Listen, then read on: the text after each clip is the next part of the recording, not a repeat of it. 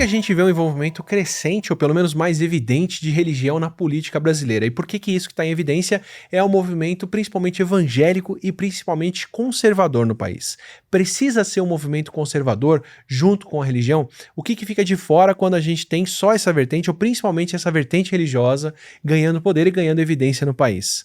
O que é um assunto cheio de nuances que, para discutir no Não Ficção, onde a gente traz ciência do dia a dia com especialistas, demanda alguém que tem um pé na prática e um pé no estudo e na pesquisa, e a pessoa perfeita para combinar essas duas coisas é o Ronilson Pacheco, que é teólogo pela PUC-Rio, é evangélico de tradição batista e mestre em religião e sociedade pelo Unical Theological Seminary da Universidade de Colômbia. Ele também é ativista de direitos humanos, raça e democracia e integra a direção do Instituto de Estudos da Religião, o ISER, e foi fellow do National Endowment for Democracy em Washington e é autor de várias obras como Ocupar, Resistir e Subverter e Teologia Negra, que é o que vai puxar a nossa conversa por aqui. Fundamental a gente começar com ela.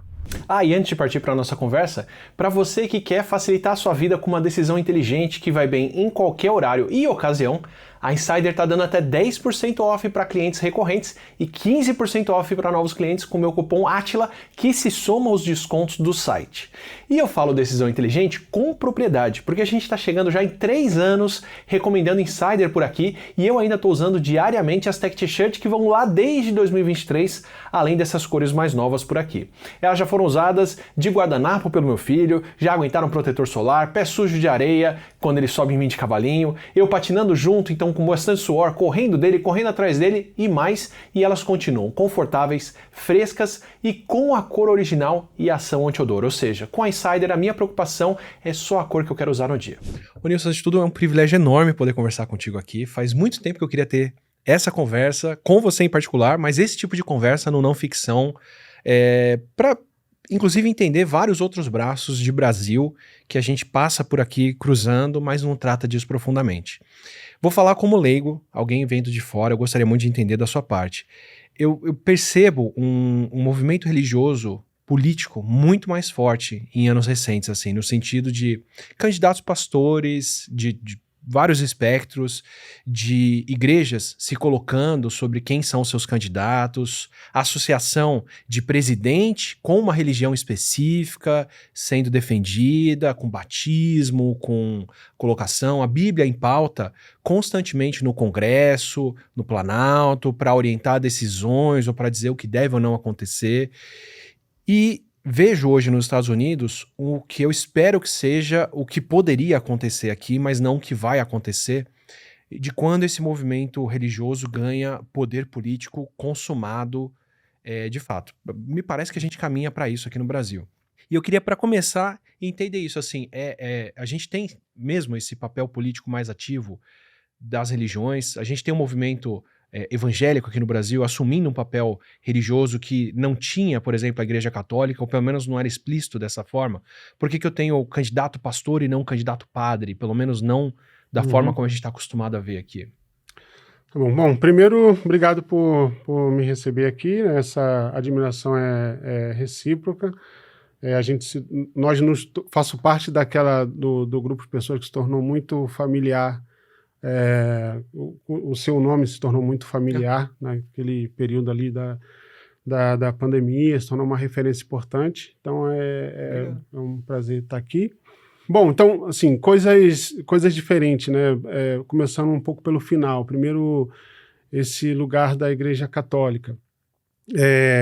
Sim, a Igreja Católica sempre foi muito política no Brasil, sempre teve uma presença política muito forte, mas o que acontece é que a Igreja Católica é a Igreja Católica, ela está em todo lugar, domina todos os espaços, tem uma soberania sobre a identidade cultural, né, do Brasil, né, tá nas datas, nos nossos feriados, na nossa concepção política, né, institucional. Então ela está num lugar estabelecido onde esse ativismo nunca se fez necessário. Né? Entendi. É o ar que a gente respira, então não precisa soprar o tempo todo. Esse ativismo nunca foi necessário durante décadas, né? Até surgir esse contraponto que é uma organização, a organização de um movimento político evangélico com um projeto de poder muito mais bem definido. Então, primeiro que não necessariamente isso é uma coisa recente, né? Essa proposta, esse projeto político de grupos evangélicos, de lideranças evangélicas marcadamente conservadoras, né?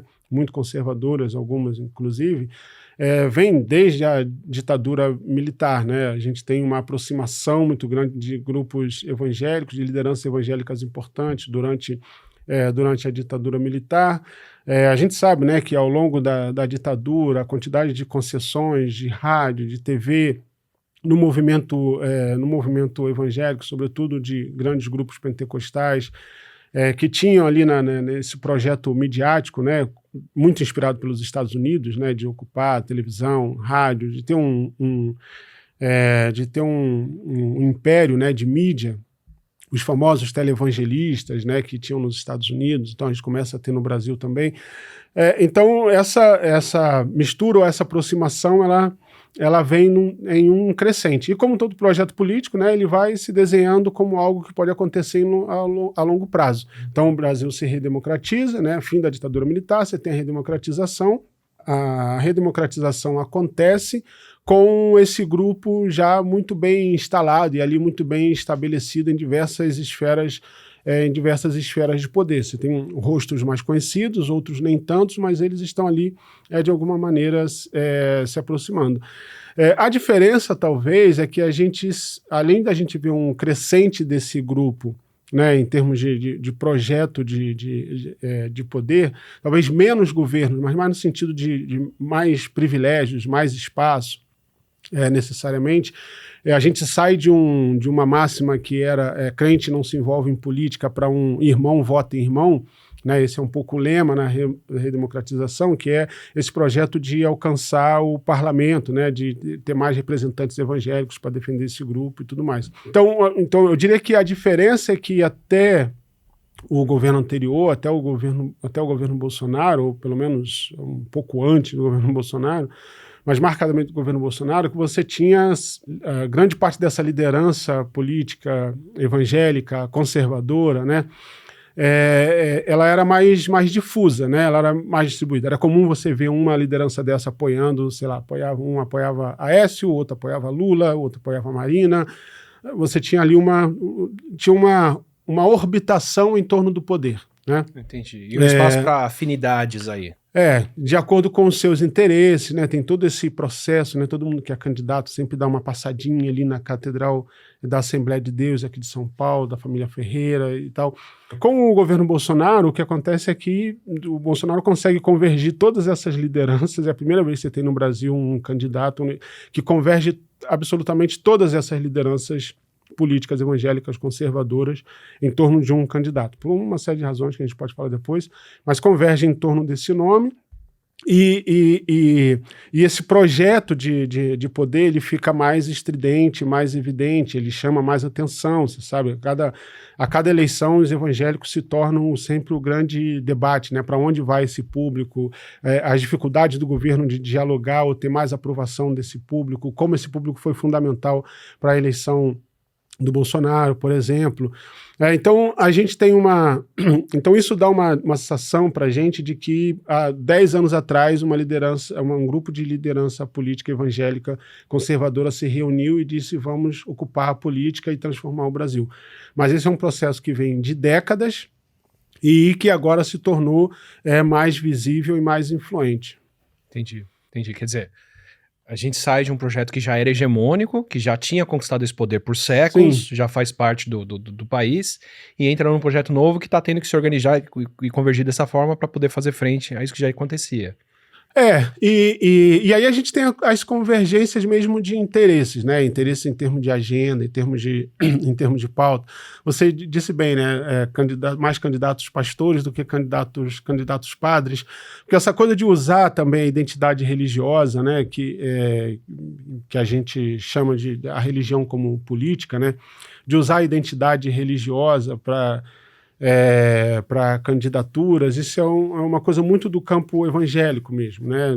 Como uma identificação, né? Dentro dessa mentalidade do irmão vota irmão, essa identificação de como pastor.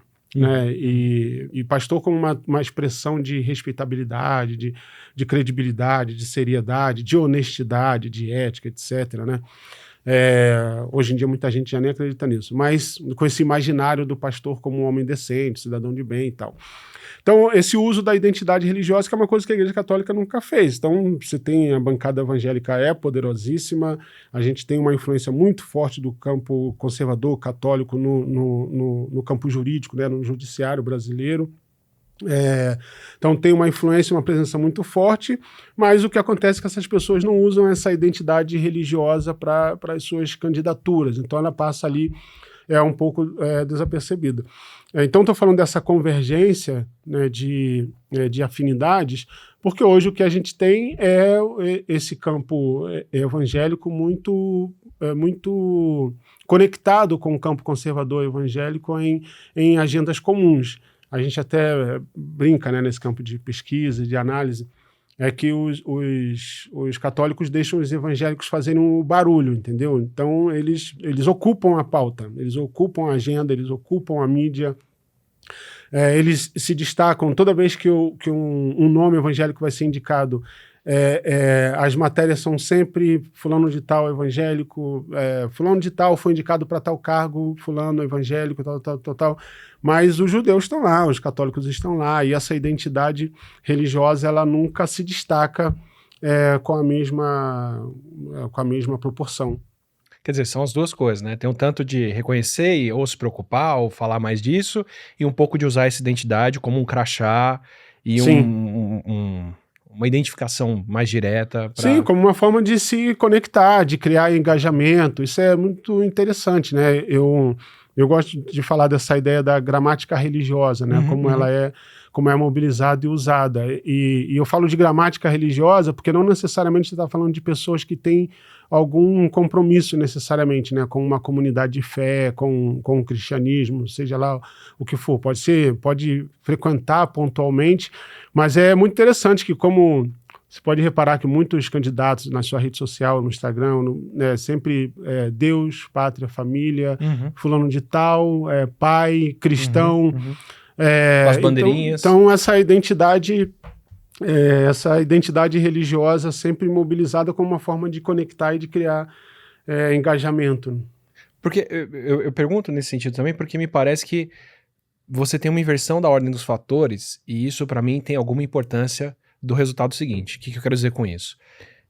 O que eu me lembro, por favor, posso estar completamente errado nisso, mas é que esse movimento ganha espaço nos Estados Unidos, lá antes de vir para o Brasil, quando você tem ali Guerra Fria, o comunismo, a ameaça do socialismo, e aí você tem o governo falando, bom, melhor a gente fazer uma concessão para essa galera que pode ser populista aqui, mas que vai promover valores capitalistas do Ocidente, do que deixar o movimento socialista, comunista, crescer no meio dessas comunidades e arrebatar os corações aqui. Então, vamos sacrificar a hegemonia a longo prazo, mas por essas próximas décadas a gente pelo menos impede a chegada do inimigo aqui.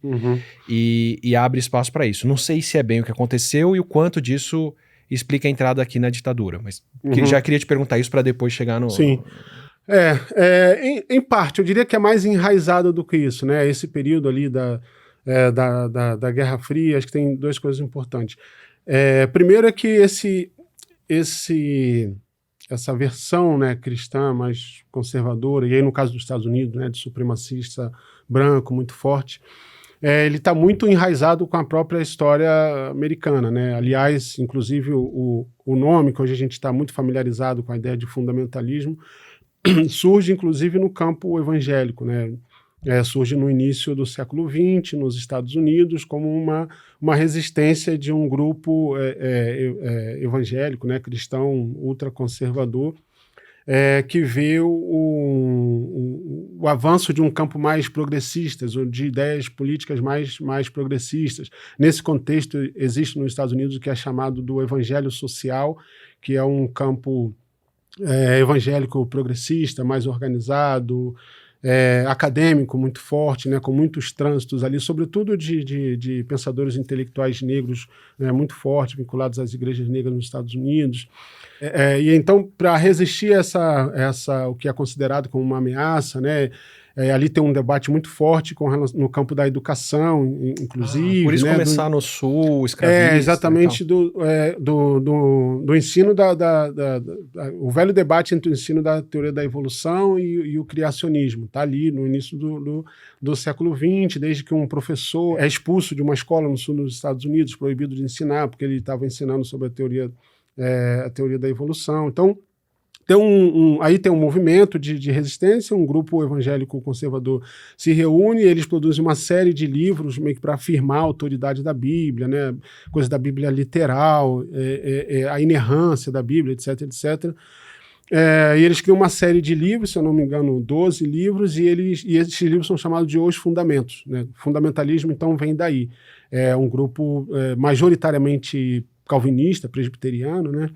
Então, o fundamentalismo vem daí. Então, isso para dizer que isso está muito enraizado na cultura dos Estados Unidos.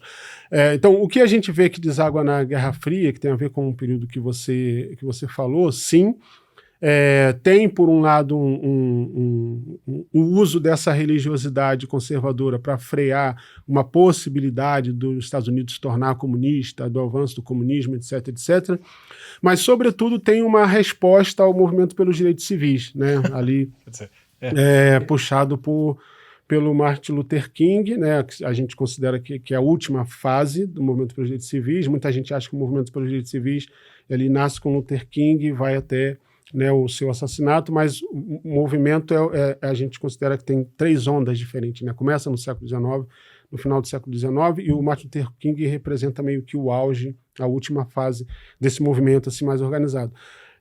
Então é meio que uma resposta ao movimento pelos direitos civis. Então você tem um país que num espaço de 30 anos, entre o surgimento ali do Luther King, o caso da Rosa Parks, expulsa do ônibus e tal, até, sei lá, o final da década de 70, quando derruba a proibição ou quando legaliza, né, o aborto, como a Suprema Corte reconhece o direito ao aborto e tal.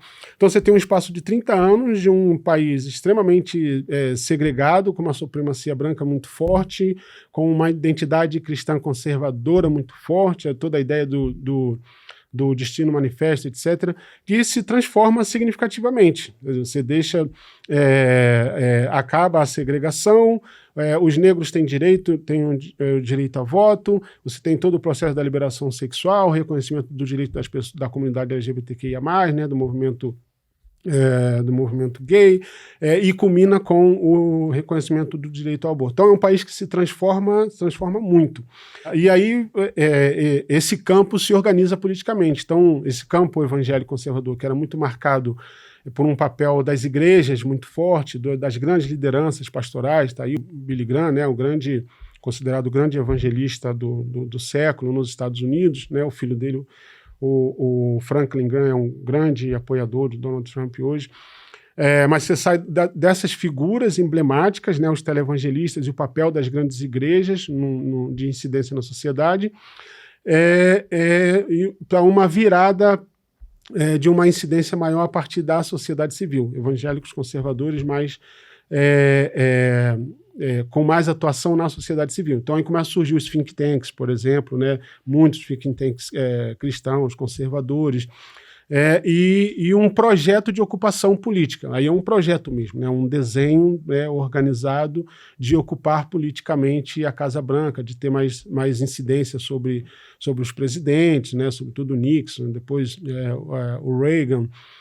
Então, toda aquela ideia do café com os presidentes, né, que tem até hoje, com lideranças cristãs evangélicas, são coisas que estão conectadas. Né? Tem uma ameaça do comunismo, por um lado, mas muito especial no caso dos Estados Unidos, tem um atravessamento com a questão racial também muito grande, e as conquistas do movimento pelos direitos civis. Quer dizer, eu estou pensando em capitalismo versus socialismo, mas racismo já vinha de muito antes. Já vinha já operava muito mais nesse tempo, meio. já pautava bastante. Foi o grande catalisador de organização, né? Quando a Suprema Corte decide que escolas segregadas, as privadas, no caso, né? As públicas, obviamente, mas as escolas privadas, e são muitas, né?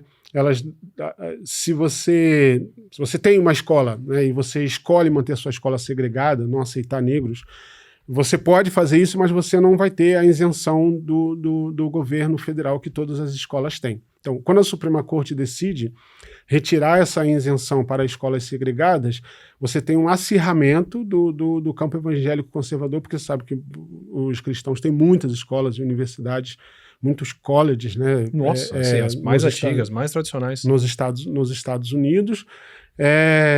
Então isso cria uma reação, é acusado de ferir a liberdade religiosa, né? Eu quero ter a liberdade de segregar, olha só. Então você tem uma reorganização desse campo, inclusive hoje novos estudos olhando para aquele contexto, né? Há um certo consenso, inclusive, de que a ideia da resistência do campo evangélico conservador com o direito ao aborto, na verdade, surge como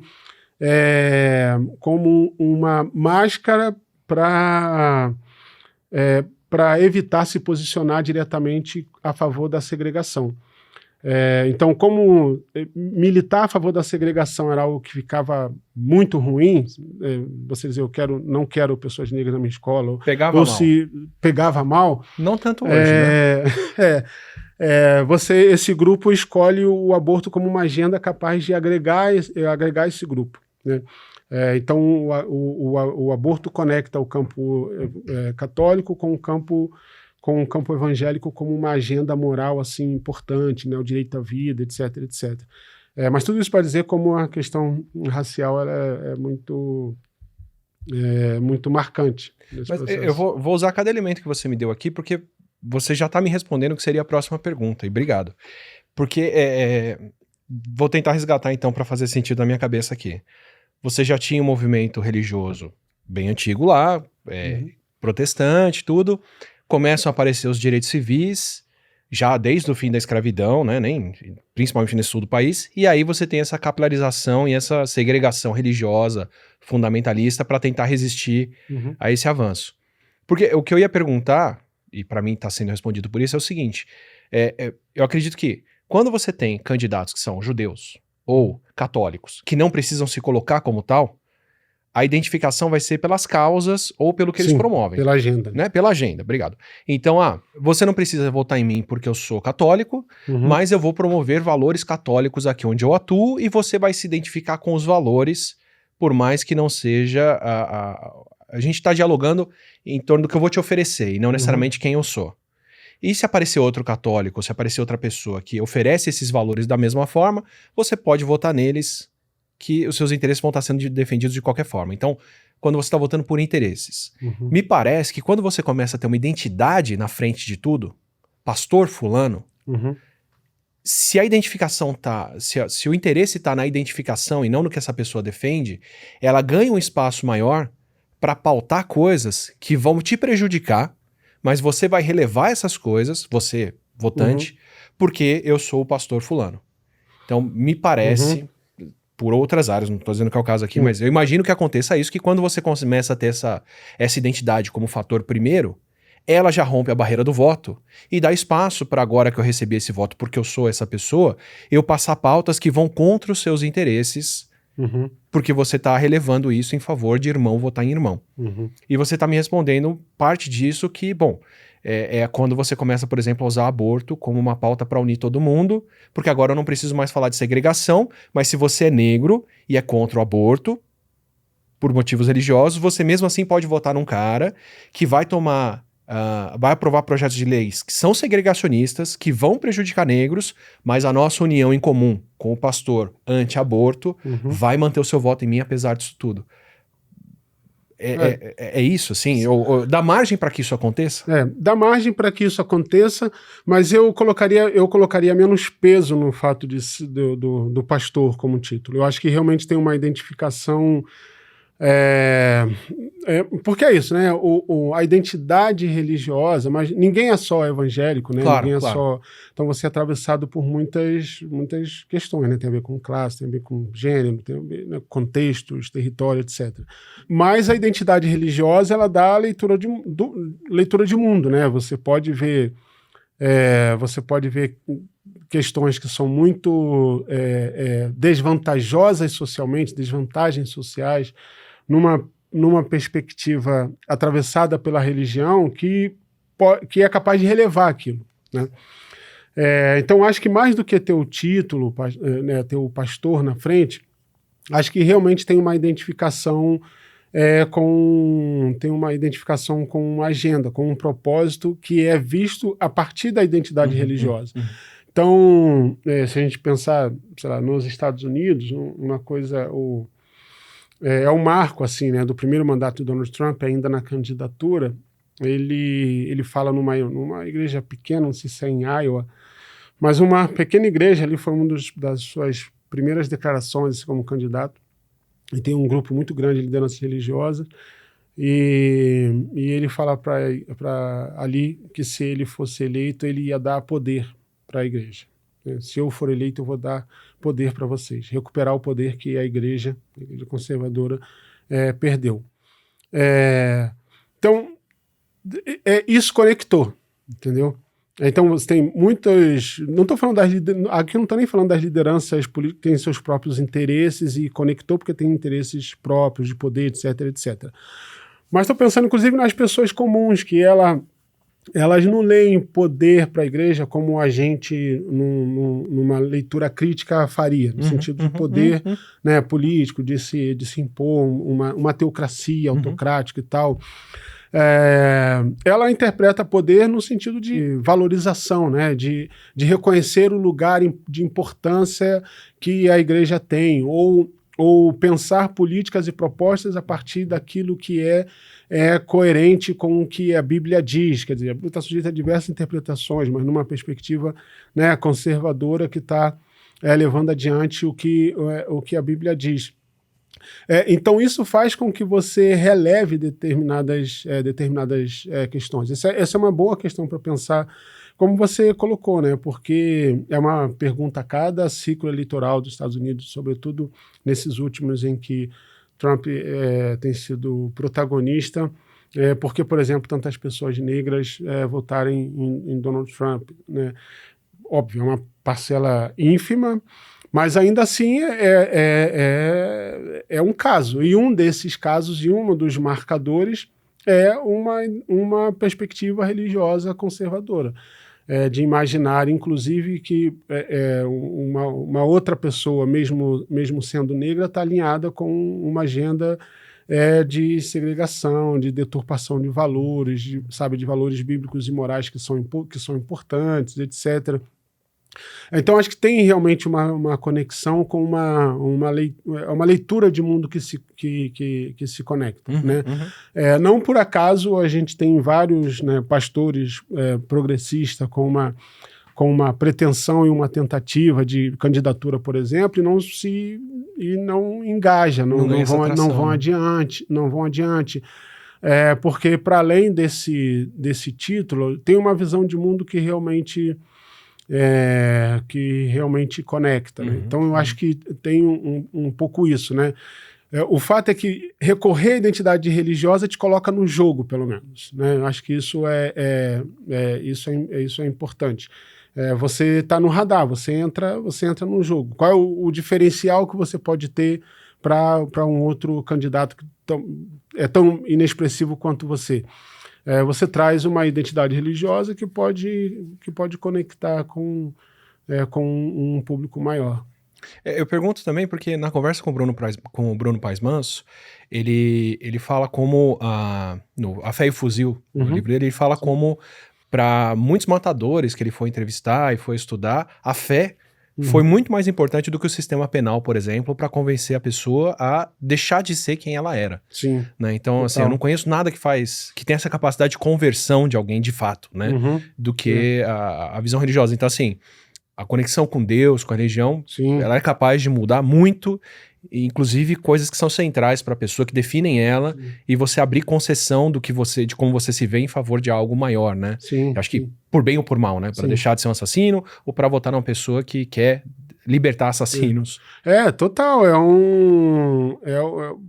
Mexe com a sua identidade, né? Pertencimento, senso de reconhecimento, a noção de algo maior, né? A sua vida é maior, né? E tem algo maior que te move. Aí é coisa da espiritualidade mesmo, Claro. né? Aquilo que realmente está no campo, né, do mistério, do inexplicável, que mexe com a subjetividade de uma maneira. Isso é interessante, mesmo nesse campo, né? Você falando do Bruno Paz Manso, nesse contexto, né, do mundo do crime, vamos colocar assim. A ideia do sistema prisional era que era a ideia da cadeia como sendo capaz de ressocializar pessoas, Exato, né? exato. E as pessoas, em geral, voltam piores, né? Voltam mais organizadas, Mais mais bem inseridas conectadas. no crime organizado e tal. Mas realmente o arrebatamento da conversão, ele realmente é muito forte e muito respeitado, né? Em Uhum. muitos territórios é a única razão pela qual a sua saída é permitida. Uhum, Né? uhum, uhum. Exatamente. E respeitada, né? Assim, é o consenso de dentro e de fora, né? Muito interessante.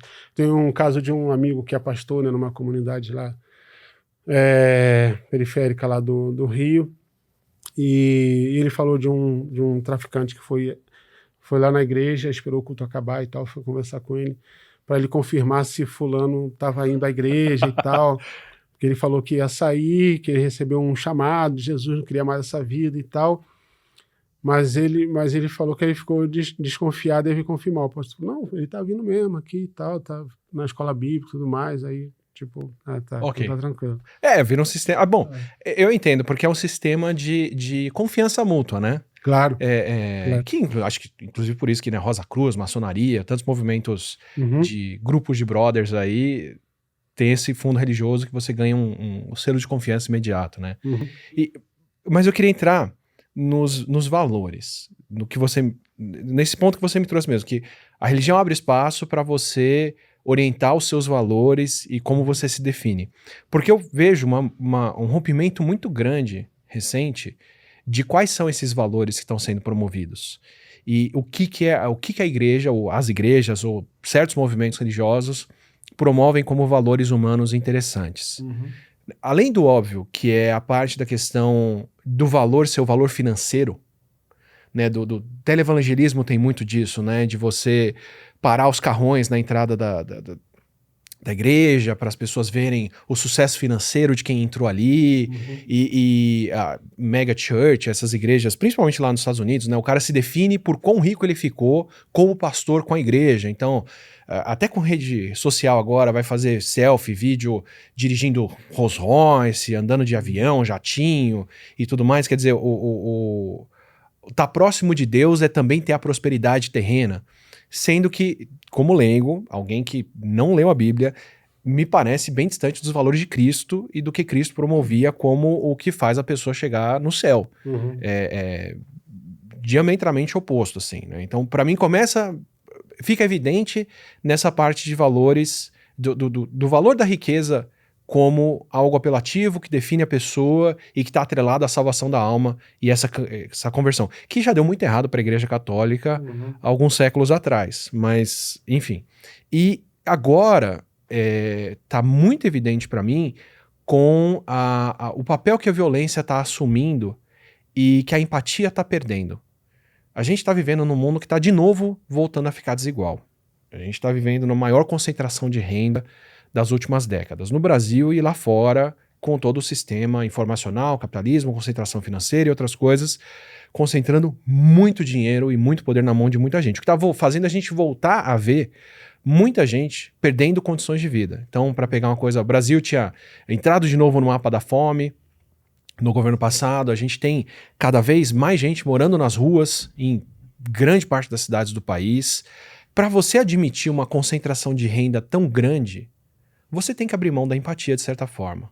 De alguma forma você tem que ver a pessoa que está morando na rua como alguém que não merece o mesmo que você, ou que não merece um mínimo de dignidade humana, que é um teto, comida e acesso básico à saúde, educação e outras coisas. E me parece muito contraditório com valores religiosos, ou pelo menos com valores cristãos, ou pelo menos com o que Cristo promovia, você fazer isso. A ponto de chegar num extremo, para pegar uma coisa que a gente passou aqui recentemente, de ver acontecer algo como que aconteceu por ações policiais no Rio de Janeiro recentemente, com chacinas gigantescas de pessoas negras, primariamente, e ver pessoas negras, religiosas, não vou dizer defendendo, mas aceitando ou entendendo isso como algo necessário por motivos maiores, que também são muito religiosos ali no meio, ou pelo menos são promovidos como religiosos pelas autoridades que vão falar em público. Então, tô jogando muita coisa no mesmo balaio, mas para dizer que, assim, eu nunca vi um contraste tão grande entre o que seriam para mim valores cristãos, amar o próximo, respeitar, dar uma chance a todos, todo mundo merece ter sua alma salva, o dinheiro afasta as pessoas da salvação da alma e outras coisas, com o que a gente está vendo que é o oposto disso, é mais concentração de renda, mais igualdade, e uma tentativa que para mim tem que ser resgatada em vários não ficção aqui, de asfixiar a empatia pelo próximo e dizer que isso é algo nocivo. Eu vejo isso no mundo tech, gente condenando a empatia como a pior coisa que alguém pode assumir, mas também vejo em movimento religioso, assim, uma coisa de ser mais Davi combatendo os inimigos do que Cristo perdoando e dando a outra face. Tá acontecendo isso? Né? Uma vez que você cria esse vínculo, que valores que estão entrando, ou que valores estão sendo promovidos, pelo menos por esse movimento evangélico clássico, televangelista, americano, o que está sendo trazido com isso? E quando alguém embarca num movimento desse, vota nesses candidatos, apoia esses irmãos, o que mais que essas pessoas estão apoiando que, por esse contraste, está indo muito mais contra essas pessoas do que a favor delas? Muita coisa, né? Eu começaria dizendo que a gente tem... é importante a gente entender isso, em especial essa coisa da acumulação, da ostentação e etc., como uma deturpação mesmo do evangelho. Se eu, separar a Bíblia e a mensagem de Cristo com relação a isso. Já volto nisso.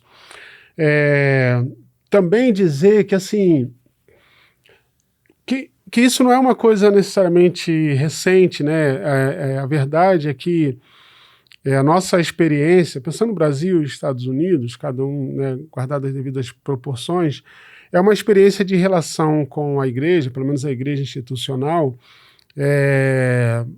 de uma maneira realmente muito próximo da desigualdade, né?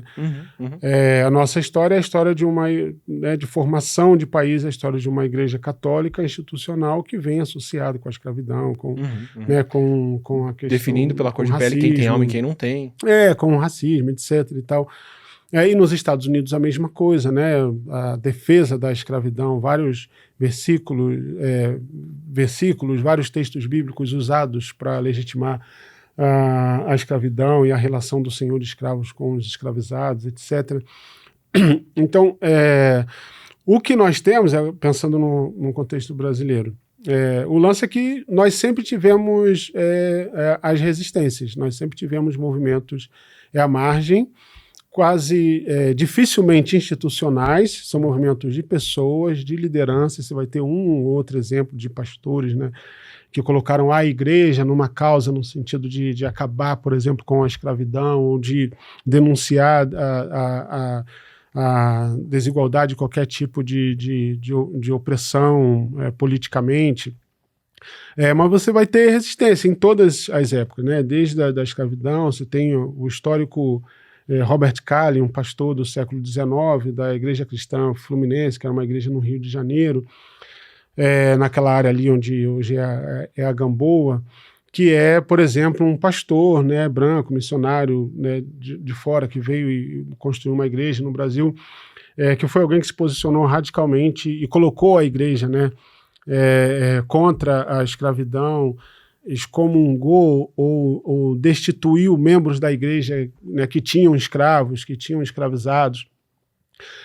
Mas isso não é o comum. O comum é você ter resistências ali isoladas de grupos, de pessoas. A mesma coisa na ditadura militar. Você tem as igrejas institucionais católicas e protestantes, né, metodistas, batistas, muito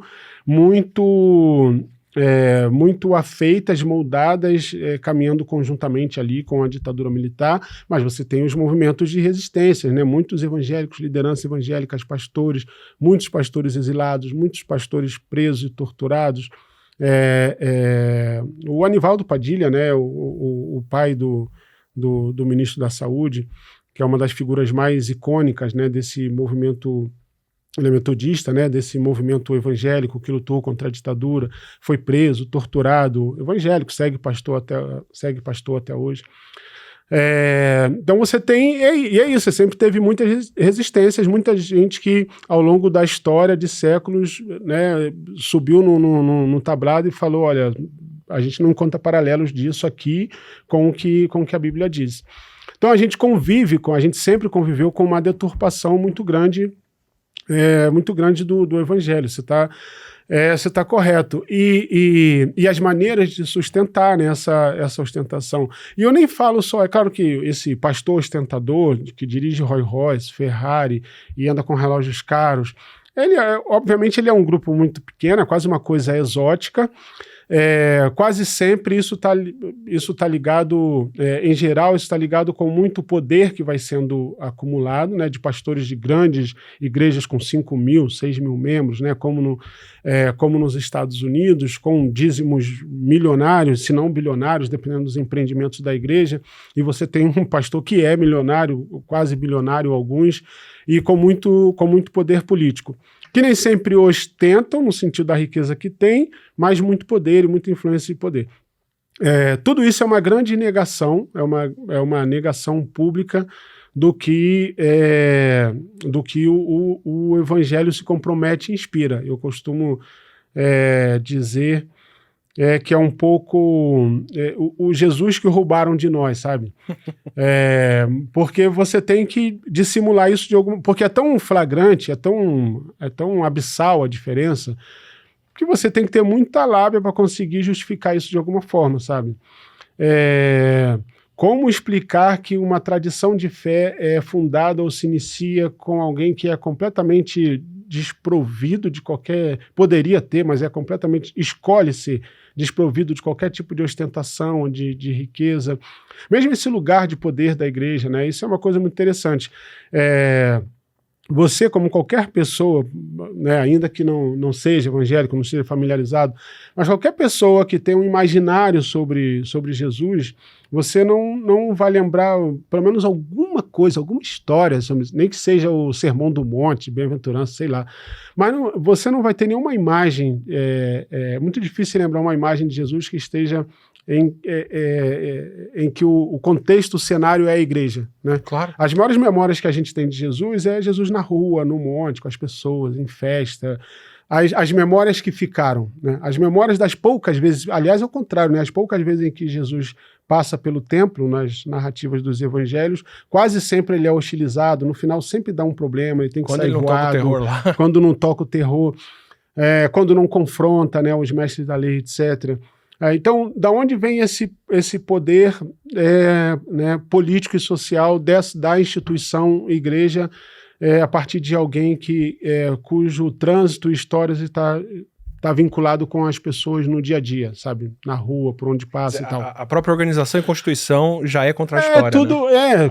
Contraditório, mas ok, né? Pensando numa perspectiva de comunidade. Aí você tem igreja pensando numa perspectiva daquilo que Jesus construiu com os discípulos, né? De ter um grupo onde você partilha, e aí a partilha é central, e aí partilha no sentido mais horizontal possível, e aí como você justifica uma hierarquização absurda, né, de um pastor que é quase inacessível para a sua comunidade, porque ele é tão rico e ele é tão poderoso, ele tem tantas agendas como presidente que ele não consegue sentar com a pessoa mais pobre da igreja para ouvir que tipo de problemas ela tem. O que vale para o Papa igualmente, assim, por mais bem intencionado que ele seja. Como autoridade, né, esse nível de autoridade, etc. Então a gente sempre conviveu com esse tipo de deturpação, então não é escandaloso, mas não é nem mais surpreendente. Eu acho nem inédito, nem exclusivo, né? Eu acho que surpreendente são as resistências que continuam, sabe? Gente que olha pro evangelho e continua sustentando a necessidade da empatia, sabe? Que vê problema como... É claro, pessoa em situação de rua, o que você vai fazer? Você vai abrir a casa e botar todo mundo? Claro que não, né? Você não vai conseguir resolver, que são problemas de Estado, são problemas de governo. Mas essa mentalidade que vai meio ocupando, sabe, dessa meritocracia individualista, que se alguém está na rua, provavelmente é porque não tem disposição para trabalhar o bastante, ou dos suspeitos, né, que morrem numa comunidade, que se morreram é porque ou confrontaram a polícia, ou porque estavam fazendo parada errada, se estivessem na igreja não teria morrido.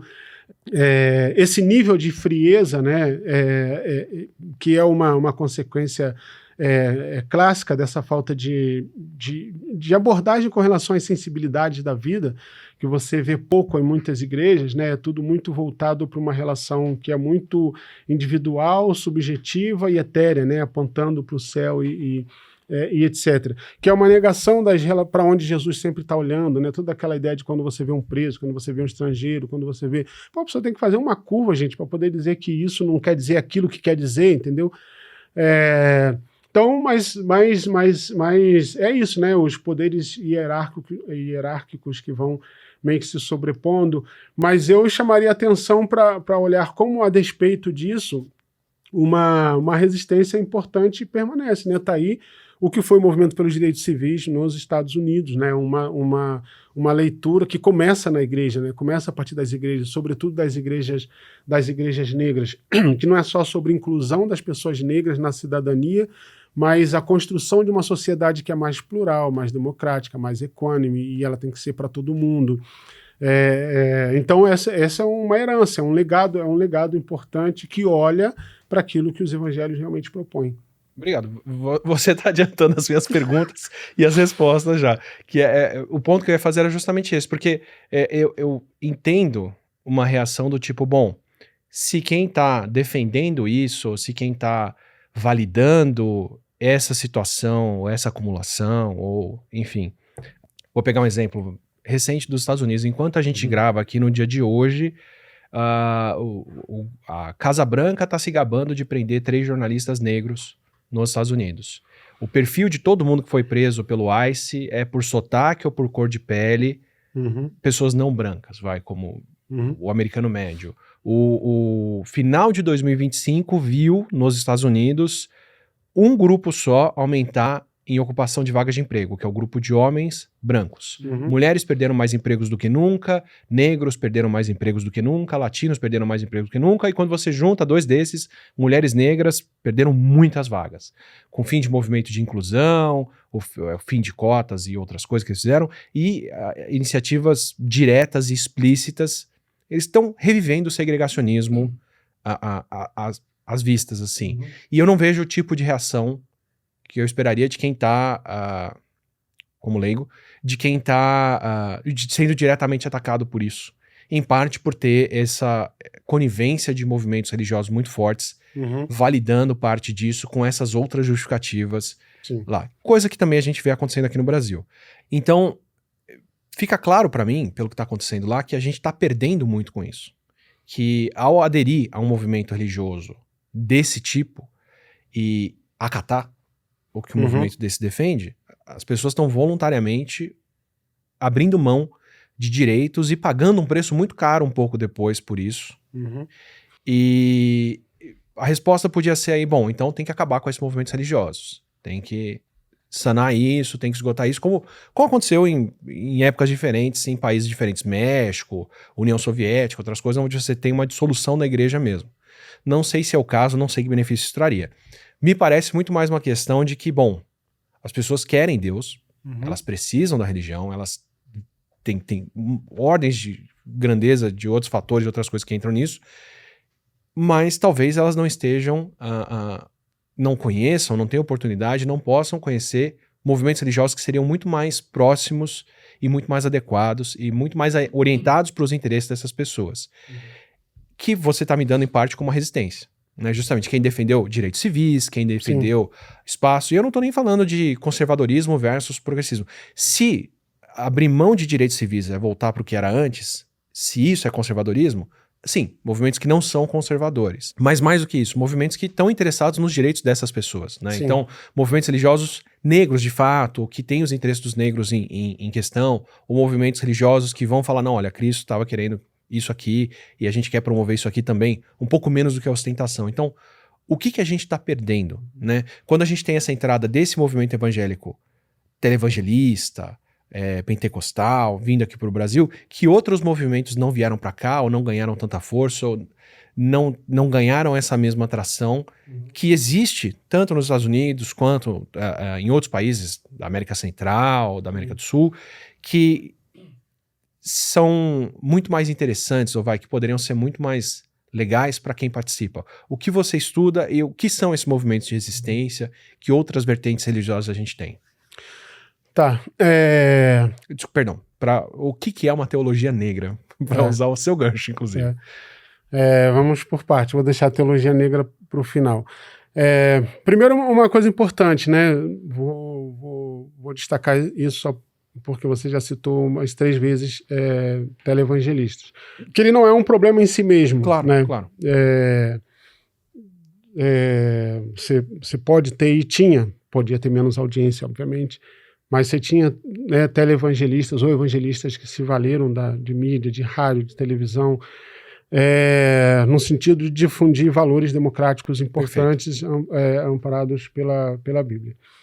E da mesma forma, né, não há problema em si mesmo com o movimento pentecostal, que é um movimento religioso, cristão, extremamente importante. Grande parte, né, das igrejas, sobretudo as Black Church nos Estados Unidos, tem uma tradição pentecostal, né, uma tradição pentecostal muito forte. E no Brasil também, né, nas muitas periferias, você tem as pequenas igrejas pentecostais que têm um papel importante na comunidade. Então, eu estou fazendo essa ênfase para destacar que o atravessamento disso por ideias que são muito mais ideologias políticas extremistas e excludentes essa combinação é que é importante. Então, falar de movimentos religiosos, nos Estados Unidos hoje tem um dilema, né, que é o nacionalismo cristão, e no caso dos Estados Unidos bem enfatizado, nacionalismo cristão branco, que é tido hoje como uma das principais ameaças à democracia americana. Eu encaixaria o nacionalismo cristão branco como um movimento religioso que ameaça a democracia americana? Não, eu coloco como uma ideologia política extremista que usa a religião, né? E usa essa linguagem religiosa, usa essa linguagem religiosa politicamente, num projeto de segregacionismo, chamado excepcionalismo americano, e de supremacismo branco muito forte, né? Com o qual muitas políticas e decisões do governo estão comprometidas. Então, esse grupo que usa a linguagem religiosa, que usa a religiosidade... Que pinta um Cristo loiro. Que pinta um Cristo louro, que tem a ideia de um país que é governado e orientado a partir desses valores ditos como cristãos, mas que não são valores, né, cristãos, que são valores de uma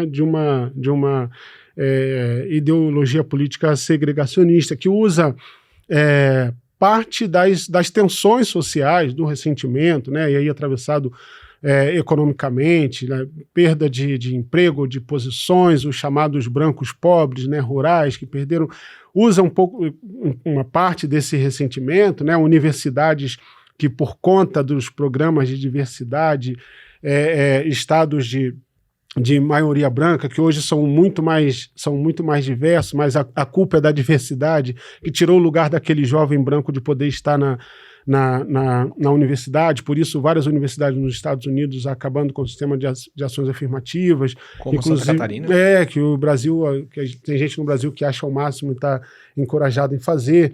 Então, isso é uma ideologia política e um projeto político, né? Com o qual um grupo significativo da sociedade americana está comprometida. Religiosos e não religiosos estão comprometidos com a ideia do Take America Back, né, de pegar a América de volta como a América sempre foi, branca, olhos claros, cristã. Sempre. A América sempre foi esse lugar, né, que Deus escolheu para ver os imigrantes brancos, né, os ingleses fugidos de condições adversas.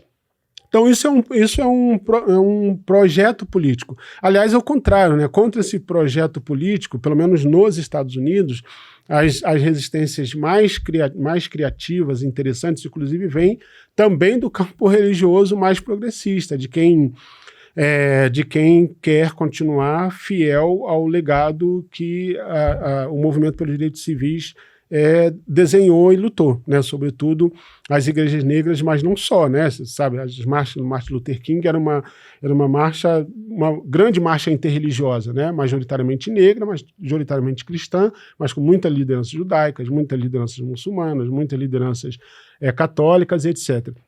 Então, acho que isso é importante dizer para não dar margem para a possibilidade de pensar o movimento religioso como esse antidemocrático a si mesmo, mas, sobretudo, pensar como pensamentos políticos extremistas e excludentes, sobretudo resistentes à garantia de direitos para as chamadas minorias sociais, encontram na religião e na religiosidade essa capacidade de engajamento e de mobilização, e de construir narrativas a partir desse contexto religioso. Né? Muita gente nos Estados Unidos quer voltar para a ideia dos separados mas iguais. Todo mundo é igual, Deus fez todo mundo, mas se a gente ficar separadinho aqui, é melhor. E não é muito diferente do contexto brasileiro, né? Como essas lideranças estão comprometidas com um projeto político próprio, de expansão, de enriquecimento, de influência, de autoridade, de soprar, né, de estar por trás, soprando no ouvido dos políticos e das lideranças políticas, e usa a narrativa religiosa para isso. Usa o seu potencial político para isso. A coisa que as grandes lideranças mais fazem é ter as suas igrejas quase que como um balizador, né? Eu tenho uma igreja que tem não sei quantas filiais em vários estados, a minha igreja tem 1 milhão de membros, esse 1 milhão de membros é o tamanho do meu poder de barganha de jogar a minha influência local, quiçá uma influência federal sobre o governo, sobre as agendas, sobre as pautas, a capacidade que eu tenho de interditar pautas ou fazer com que pautas possam ir adiante e etc. Então, acho que isso é uma coisa importante, né? Colocar como esse movimento se vale dessa identidade religiosa. E aí, só para fechar, né, fazendo esse gancho com relação à teologia negra, que é isso, a teologia negra se coloca como as diversas teologias que estão olhando para pontos e para temáticas, para questões fundamentais e específicas. No caso da teologia negra, é uma teologia forjada pela comunidade negra, por pessoas negras, para poder pensar, né, a Bíblia, a religiosidade, Deus a partir da realidade e do contexto do povo negro, né? Num contexto em que essa imaginação sobre Deus foi negada para esse povo, eu sempre enfatizo isso, né? A Bíblia narra que Deus nunca permitiu ser visto, né? Ninguém viu o rosto de Deus. Eu sempre me apego a isso para dizer que, na medida em que Deus não se permite ser visto, de maneira que a gente não pode descrever como o seu rosto Deus nos dá a liberdade de ser imaginado. Então, é uma grande disputa sobre a imaginação sobre Deus. E durante muito tempo, só um determinado grupo teve a licença, a autoridade para imaginar Deus, né? Como Deus como é o seu rosto, com quem que ele branco, barbudinho, cabelo branco, com quem ele se identifica. E a gente sabe, né? Por séculos é impossível imaginar Deus como indígena, Deus como negro, Deus como uma mulher, etc, etc. Deus tinha uma cara muito específica. Então, a teologia negra não, de maneira nenhuma, disputa dizer quem é Deus e, sei lá, que Deus é negro. Nossa disputa não é sobre a epiderme de Deus ou de Jesus, embora já esteja claro que Jesus não era um homem branco. Mas não é uma luta pela epiderme de Jesus. É uma afirmação política de que aquela narrativa que está naquele livro que a gente chama de Bíblia, ela deve muito, e muitos dos seus contextos estão atravessados pela realidade e a contribuição do continente africano, por exemplo. Então, na medida em que, durante muito tempo, pintou-se a ideia de que negros não têm alma, por exemplo. E aí a teologia negra vai dizer não só que negros têm alma, mas como o continente africano e as pessoas negras são protagonistas importantes daquilo que a Bíblia vai dizer, das suas histórias, das suas características, né? Pensar, por exemplo, que a gente se familiarizou com a ideia de Jesus como um contador de parábolas, né?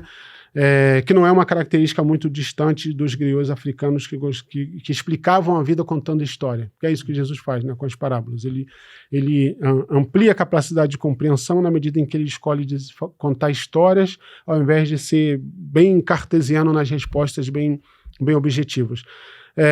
Então, reivindicar esse lugar para dizer que é possível outras expressões, outros povos, outras identidades, outras culturas têm a contribuir sobre quem é Deus, né? E a sua diversidade da criação. Então, isso é a teologia negra, óbvio que nascendo dentro de um contexto muito específico, né, da década de 60 nos Estados Unidos, na década de 60, 70 na África do Sul, década de 80 no Caribe, como a teologia negra vai ganhando espaço, terreno e protagonismo de acordo com o contexto no qual ela emerge.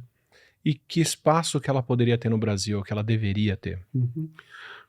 O espaço que tem tido, né?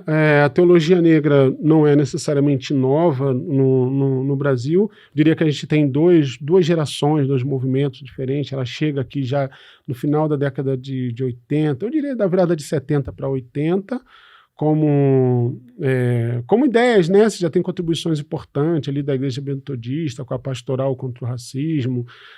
As pastorais negras, né, afro da Igreja Católica também são importantes. E aí, como publicação, né, que você começa a ter uma profusão de publicações pensando teologia negra a partir da década de 80.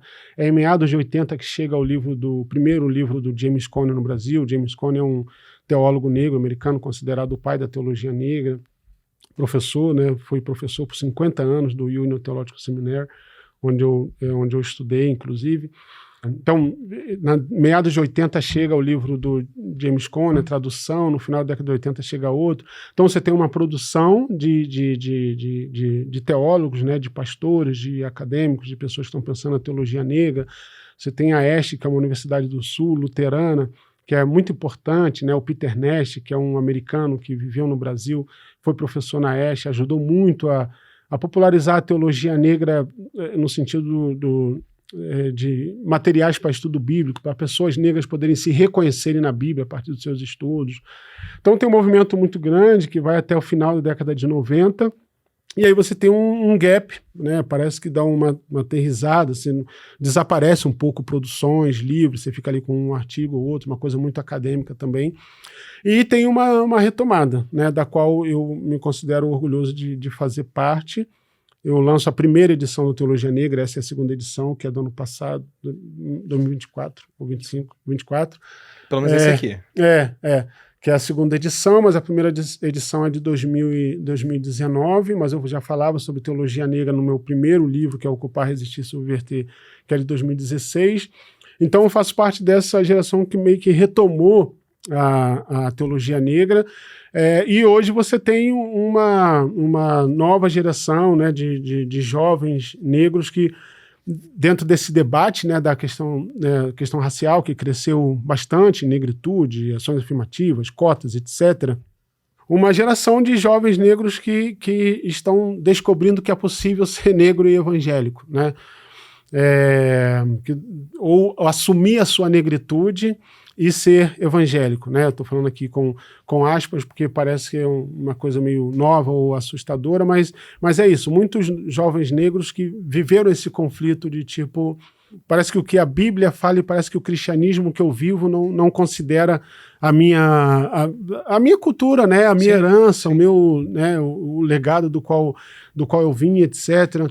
Muitos jovens migrando para a religião de matriz africana, exatamente por reconhecer nas religiões de matriz africana a afirmação dessa sua negritude. E aí, nesse meio, você tem muitos jovens que olham para a teologia negra e dizem, pô, é possível, né, respeitar essa tradição, essa ancestralidade, ter um diálogo mais cordial com as religiões de matriz africana, ser negro e evangélico. Então, tem outras identidades que podem entrar em jogo aí, né? Exatamente, tem diálogos que são importantes. Então, a teologia negra tem um papel importante nessa redescoberta e como crítica política também, né? A teologia negra é uma teologia muito política, porque por razões óbvias, né? Então, interessa para a teologia negra discutir violência policial, discutir racismo, né? Discutir gentrificação, discutir marco temporal, discutir o não reconhecimento dos territórios quilombolas. É uma teologia que pensa politicamente contra as desigualdades diversas, né? Uma vez que você admite que tem uma contradição, isso dá espaço para assumir outras e Sim, tratar melhor delas, né? Sim, e são diálogos abertos importantes, né? Nesse livro eu falo de algumas características, né, da teologia negra e eu acho que algumas são essas, né? Pensar territorialidade, a teologia negra está muito preocupada com o território que é onde a vida acontece, né? E aí os mais diversos territórios, a corporalidade, né? A teologia negra, ela não pensa num mundo etéreo, abstrato, que está longe, pensa na realidade a partir do corpo, porque é no corpo que a gente sente, é no corpo que a população negra sentiu ao longo da história, com escravidão e etc. Foi com o corpo que pagaram esse preço? Com o corpo que pagaram, foi no corpo que sentiu as dores, inclusive de interpretações desumanas, né, do texto bíblico legitimando a escravidão.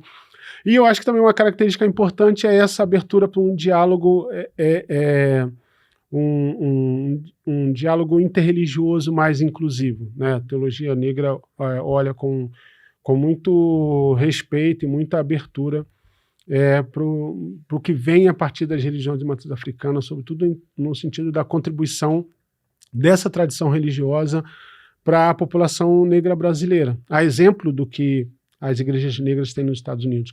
Eu diria que o papel que as igrejas negras têm nos Estados Unidos contra a escravidão, segregação, Jim Crow, etc., e como proposta de democracia americana mais justa, é um pouco o que as religiões de matriz africana fizeram no Brasil, né, como resistência, como imaginação, como formas de resistir também à nossa escravidão, segregação e etc. De novo, como leigo, olhando de fora, mas em ciência, nas ciências duras, isso é bem evidente, assim. Se você está vivendo uma crise e essa crise atinge várias coisas ao mesmo tempo, é sinal de que o modelo que você tem de interpretação do mundo não explica tudo e ele te trouxe até aqui e continuar apegado a ele só vai aprofundar os problemas que você tem. Assim, acho que a gente está vivendo várias crises juntas e continuar assumindo a visão hegemônica que nos trouxe até aqui, religiosa, econômica, social, ambiental. A menos que eu acho que é o caso em muitas situações, que você queira manter isso como um projeto, né? Você não tem necessariamente a curiosidade de que esse pensamento que te trouxe até aqui, que ele está em crise, tensionado, que ele pode ser superado de uma maneira, né, boa e coletiva. Exato. Você pode realmente estar comprometido com um projeto que, inclusive, quer voltar para aquilo que estava. Isso é uma coisa importante, para onde eu olho com muita constância. Para mim, eu olho muito pouco para, falando dos Estados Unidos, para Donald Trump enquanto figura e as decisões que ele toma. Eu tenho muito mais interesse em como isso ressoa numa parte significativa da sociedade americana para consolidar esse projeto e levar esse projeto adiante, sabe? Que não é uma questão de convencimento, isso é uma coisa importante também, né? As pessoas falam, não, como o campo progressista, como criar formas, né, narrativas que convençam as pessoas de que, pô, a gente está no... Não, tem pessoas que elas já estão convencidas, mas elas já decidiram que elas querem exatamente isso, tá tudo certo. Chega a hora da gente admitir que... Tá tudo certo. Então eu tenho muito interesse exatamente nesse tipo de convergência. Para pegar um vídeo meu recente, quando os bilionários estão construindo bunker, contando com o fim do mundo. Exato. Quando você gasta meio bilhão de dólares para comprar uma ilha e fazer um bunker ali dentro, um refúgio para o fim do mundo, que a sua empresa ajuda a causar, talvez você esteja contando com isso e não tentando evitar. Exatamente. E, Ronilson, onde mais eu posso ler, ouvir, ter contato com as suas ideias ou com as ideias que te alimentam? A gente falou das suas 2 obras aqui, mas você escreve em vários lugares, produz muita coisa. Quem mais você recomenda para quem quer levar boas lições daqui? Bom, eu integro o grupo de colunistas do UOL, então estou no UOL com frequência, eventualmente escrevendo, mas na tela, né, no UOL News semanalmente, eventualmente escrevendo. Tem uns espaços, né, onde eventualmente quando eu tenho uma ideia e um insight, eu tenho um canal aberto para escrever, eventualmente na Folha, eventualmente no The Intercept Brasil. Bom, estou trabalhando na verdade nós já fechamos, né? Vai sair um livro agora que é fruto de um diálogo meu com o historiador Michel German, que eu não sei se já veio aqui, mas é alguém que eu indicaria, um historiador judeu, professor da UFRJ, muito boa, um cara extremamente brilhante, assim, com uma leitura política importante. Então, um livro se chama Diálogos em Tempos Difíceis, então a gente faz uma conversa sobre racismo, antissemitismo e olhando a conjuntura política atual do Brasil. Vai ser lançado em março. Então estou aí nesses esforços. Tem o site do ISE, do Instituto de Estudos da Religião, do qual eu sou um dos diretores, mas o ISE é uma instituição de 55 anos, né, olhando para uma instituição laica, que está olhando para como a religião impacta diversos aspectos da vida. Então a gente tem, imagina, 55 anos, muita pesquisa, muitos artigos, muitos pesquisadores importantes produzindo lá, fazendo um pouco essa tradução da incidência da religião na vida, né, dos brasileiros. O ISE é fundado pelo Rubem Alves, né, grande filósofo, teólogo, pastor, foi pastor presbiteriano também. Então eu estou circulando assim nesses espaços, e eu diria essas indicações, assim, né? Já falei do Michel German, a gente conversou um pouco aqui sobre o Ed Renekiewicz, um pastor amigo importante, uma figura importante. O ISER tem uma figura muito, muito interessante, muito importante para a gente, que é a Regina Novaes, uma pesquisadora referência na área de religião e sociedade. A Sônia Correia, que é uma pesquisadora de gênero e extremismo, que é uma figura importante para a América Latina, de estudos feministas na América Latina. É uma figura bem interessante, assim. Então tem muita coisa boa assim, para a gente ouvir, para dialogar contigo. Obrigado, Nilson. Tenho muito diálogo ainda para ter contigo, porque tem muitas lições importantes para tirar dessa conversa aqui e várias pontas soltas que eu queria muito amarrar. Obrigado mesmo. Eu que agradeço. Obrigado pelo convite. Obrigadão. Espero que você tenha curtido esse privilégio que é ter uma aula dessa com o Ronilson e, pelo menos para mim, essa compreensão de quanto coisas que eu estou observando de agora, ou que eu acho que são uma tendência recente, fazem parte de um contexto histórico muito maior, e deixo o convite para o que ele está refletindo e para o que eu preciso muito refletir, que é quantas pessoas que estão falando que o que a gente tem de problemas hoje, mas não estão fazendo nada a respeito, estão de fato interessadas em resolver esse problema, ou estão simplesmente deixando ele acontecer porque esse era o plano desde sempre. Se você quer mais conversa como essa aqui, aproveita, se inscreve no canal, assim você recebe o Não Ficção e os vídeos regulares feitos por humanos para humanos. Até uma próxima.